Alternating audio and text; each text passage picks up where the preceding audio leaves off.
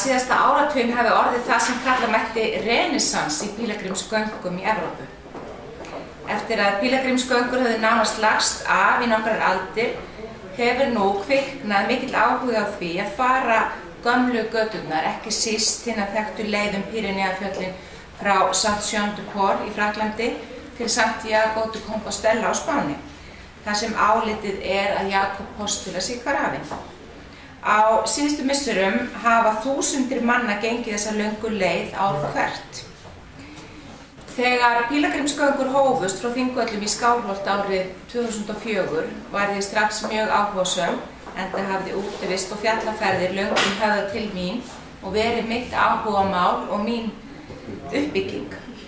Dr. Pétur Pétursson leiddi fyrstu ferðirnar í Skálholt ásamt Guðbrandi Þorkelssyni minni með að sé, en frá 2010 til 2013 leiddi ég þessa göngur. Árið 2011 var gengið alla leið úr Stafholti í Skálholt. Það óhætt að segja að ganga pílagrímanna í Skálholt hafi sett mikinn svip á Skálholtshátíð undanfarin ár.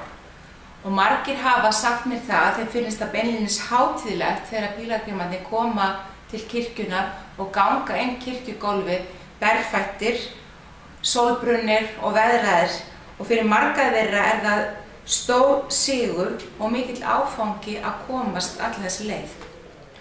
Trúarbragðafræðingar halda því fram að pílagrímagöngur hafi verið stundaðar frá örófi alda og í öllum trúarbrögðum.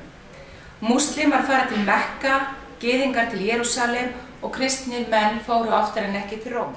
Þráin eftir hinu heilaga eitthvað sem manneskjan hefur fundið fyrir og leitað í öllum menningarsamfélögum og á öllum tímum. Áður fyrr leitaði fólk að sérstökum stöðum þar sem það áleit nærveru guðdómsins vera til staðar. Þetta voru fjöll, heilagar lindir eða ákveðin steinn og þá var auðvitað farið í pílagrímagöngur að þessum stöðum. Í raun og veru Biblían full af frásögnum pílagríma og pílagrímferðir. Abraham og Sara voru pílagrímar. Þau lögðu af stað í sína ferð aðeins með fyrirheiti Guðs það að þau ættu að taka nýja stefnu í lífinu. Sömuleiðis leiddi Móses pílagrímsferð frá Egyptalandi og spámenn Gamla testamentisins voru pílagrímar sem fóru leiðar sinnar gangandi á milli bæja, og þannig var það líka með Jesús og Pál postula, og sagan Jesús 12 ára segir frá pílagrímsferð fólksins frá Nasaret til Jerúsalem á páskahátíðina. En hvað merkir pílagrímur? Það merkir útlendingur eða sá sem framandi. Þetta hugtak hefur verið notað í kristinni hefð frá örófi alda. Merkingin sú að hinn kristni maður eins og gestur eða útlendingur á þessari jörð, en hinn raunverulegu heimkynni eru á himnum. Hinn kristni maður gengur í gegnum lífið frá vöggu til grafar og reynir að fylgja í fótspor Krists með lífi sínu og breytni. Og verkefni pílagrímsins var og að lifa lífinu í eftirfylgd Krist. Á miðöldum var hægt að þekkja pílagríma af klæðaburðinum, en þeir báru kápu og herðum, höfðu hatt og staf og báru tösku, og svo var það hörpuskilin sem var auðkennistákn þeirra. Pílagrímar nutu sérstakra fríðinda og gistu til að mynda ókeypis í sérstökum sæluhúsum á leið sinni í áfangastað. Þið þekkið kannski þessar myndir. Sögur herma að Íslendingar hafi verið meðal pílagríma á miðöldum, og þar hefur nafn Guðríðar Þorbjarnardóttur verið nefnd í því sambandi, sem og Sturlu Sighvatssonar sem fóru til Rómar. Og sömuleiðis til mjög afurmerk heimild af Nikolási ábót af Íslandi sem gekk niður Jótland og alla leið til Santiago. Og svo eru nokkrir Íslendingar sem fengu viður nefnið Jóssalafari. Maðurinn minn til dæmis kominn af Birni Jóssalafara í Vatnsfirði við Ísafjarðardjúp, en það bendir til þess að hann hafi farið til Jerúsalem. Og menn fóru aðallega til Niðarós í Noregi, til Rómar, til Jerúsalem, til Santiago de Compostela og fleiri helgra staða. En það óhætt að segja að pílagrímagöngunum hafi vaxið fiskur og hrygg, og menn eru enn þann dag í dag að fara til þessara staða. Og hvers vegna skyldu þeir vera að gera það? Eins og var nefnt þá ganga þúsundir manna Jakobsveginn ár hvert og það farið að líkja honum bara við Laugaveginn. Það svo mikil örtröð og erfitt gistingu þar. Og menn farin að ganga líka gamlar götur víða í Evrópu vegna þess að Evrópa, hún eins og bara, þetta ótrúlegt að sjá kort yfir allar pílagríma leiðirnar sjálfa Evrópu. Allar leiðir lágu til Rómar og menn göngu í raunveru helgigöngur til allra þessar staða. Þannig að þetta fara mjög margar leiðir alla Evrópu, ekki bara Jakobsveginn. Og núna farið að líta á þessar ferðir, þessar göngur sem fullkomlega sjálfsagðan og mikilvægan hlut af því að lifa trúarlífi. En það eins og með pílagrímagöngunar og Lilju sem allir vildu kveðið hafa.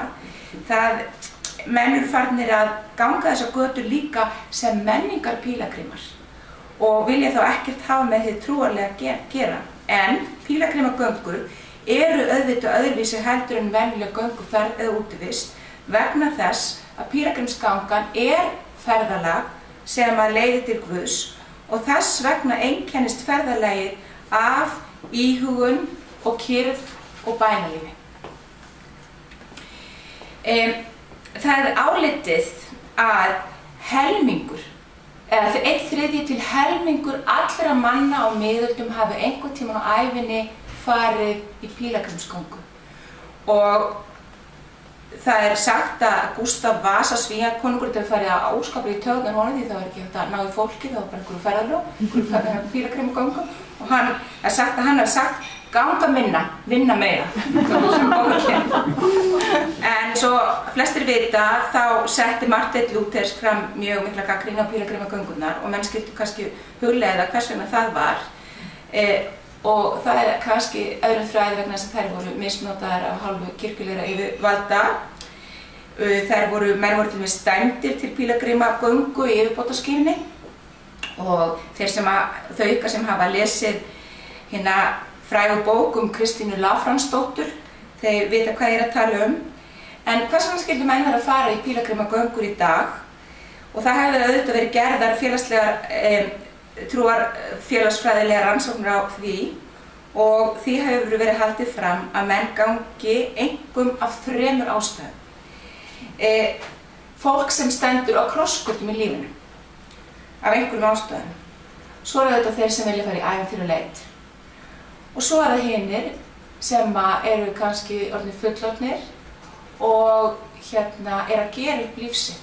Og svo þetta kannski 4. hópurinn sem bara að iðka sína trú og dýpka hana. Og sannleikurinn nefnilega sá að með því að ganga upplifum við umhverfi okkar, náttúruna okkur sjálf með öðrum hætti heldur þegar við geysumst á milli staða á 90 til 100 km hraða og leið að við förum hægar yfir þá gerist það sjálfkrafa að við förum innan og inn í okkar eigin sál og Guð getur farið að tala til okkar. Og stundum sagt að pílagrímaganga sé bæn með fótunum. Árið 2011 þá fór ég til Þrándheims í Noregi á ráðstefnu norrænna pílagrímapresta og síðan hef ég verið að sækja ráðstefnur þessa hóps undanfarin ár og þar hef ég komist í kynni við frumkvöðlana á Norðurlöndum. Og það óhætt að segja að það var gríðarleg vakning á Norðurlöndum í pílagrímagöngum og prestarnir þar, þeir tala bara hreyfingu og jafnvel sumir upplifa þetta sem ákveðna siðbót kirkjunni. Og sannleikurinn sá að sá hópur sem kemur í pílagrímagöngur oft á tíðum hópur sem kemur alls ekki í kirkjuna á sunnudögum. Þetta ekki sami hópur sem mætir í messu á sunnudögum. Og þarna erum við algjörlega annan hóp og þarna þarf ekki bara að fara fram bænahelgjald, heldur líka ákveðið trúð. Og þess vegna þarf guðfræðin að vera mjög skýr og helgihaldið þarf að vera gagnlegt og aðgengilegt fyrir þá sem eru kannski ekki kunnugur í hinni kirkjulegri hefð. Ég hef verið svo lánsöm að kynnast sér Elisabethu Liedel sem pílagrímsprestur í Árósum. Hún starfar semst við það að vera pílagrímsprestur þar. Og hún hefur leitt uppbyggingarstarfið í Danmörku, hún og maðurinn hennar. Og okkur hefur orðið vel til vinna og ég fekk að dveljast hjá henni síðastliðið vor í ákveðnu námsleyfi.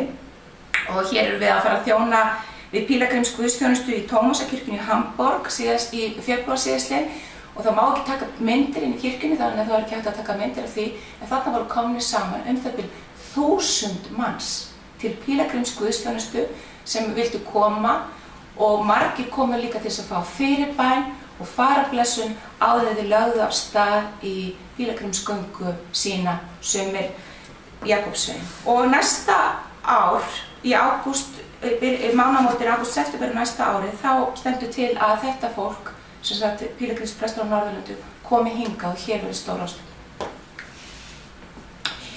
Árið eftir ég hafði verið í Noregi, þá fékk ég þá hugmynd að ganga pílagrímsgöngur á milli kirkna í Borgarfirði og ég fékk þessa presta, séra Flóka Kristinsson og séra Geir Bogi, til þess að taka þátt í þessari tilraun með mér af því ég ætlaði að ganga í gegnum þeirra prestakall og þeir tóku þessari umleitan minni afskaplega vel og það er óhætt að segja að þetta hafi algjörlega slegið í gegn. Og þetta vor þá var ég á pílagrímagöngu í 14 daga og fjöldinn var 8 í fyrstu göngunni í mars og yfir 70 þegar flest var. Hulda Guðmundsdóttir á Fitjum, sem þið þekkið mörg, hafði á þessum tíma staðið fyrir því að fara pílagrímagöngu í einn dag Síldamannagötur og í framhaldinu stofnuðum við 4 félagi pílagrímar sem heldur meðal annars út í vefnum pílagrímar.is og stendur fyrir pílagrímsgöngu frá Bæ alla leið í Skálholt á Skálholtshátið. Og við höfum núna stikað leiðina frá Bæ í Skálholt og þarna erum við Hulda á Lyngdalsheiðinni á Biskupaleiðinni að stika. Og í vor þá stóðum við fyrir því að Elisabeth Liedel og Arne Bakken, sem er eitt fremsti sérfræðingur Norðmanna dómkirkjunni Niðarósi, þau komu hingað til landsins og við héldum ráðstefnu pílagrímaguðfræði í Reykholti og þá má eiginlega segja að pílagrímahreyfingin rýmir svolítið við þá hreyfingu sem hefur verið nefnd slow food, sem nánast hvert mannsbarn þekkir og hefur það markmiðið eins og við vitið að elda og njóta matar í rólegheitunum. Og þá má segja að pílagrímaganga sé af sama meiði, hún snýr baki við þeim óráa sem einkennir nútímann. Og pílagrímahreyfingin lítur á sig sem ákveðin valkost í lífstíl, sem er fráhvarf frá neyslumenningu nútímans og í raun og veru ákveðin ádeila á hann. Og í pílagrímaguðfræðinni lögð sérstök rækt við ákveðina þætti sem að hlúa að innihaldsríkara lífi og þar sem tekist á við tilvistarspurningarnar í ljósi kristinnar trúar og þar sem að helgihald er sjálfsagður hluti hverrar göngu og þar sem að kyrrð og íhugun og bæn og helgihald er gefið mikið rými og þar sem helstu þemu kristinnar trúar eru notuð til að takast á við tilvistarspurningarnar og líka til þess að vinna úr ýmiss konar lífsreynslu. Það er sérstök rækt lögð ákveðna hluti og þetta eru asaleysi sem er fráhvarf frá hraða nútímans. Og það er samkennd, gleðin sem fólkin í því að deila með öðrum, til dæmis bara lífsreynslu sinni á göngunni. Og þetta er ákveðin andhverfa þeirri einstaklingshyggju sem ef til vill einkennir okkar nútíma samfélag. Allir vilja upplifa frelsi eins og Hrönn var að segja okkur frá hérna áðan.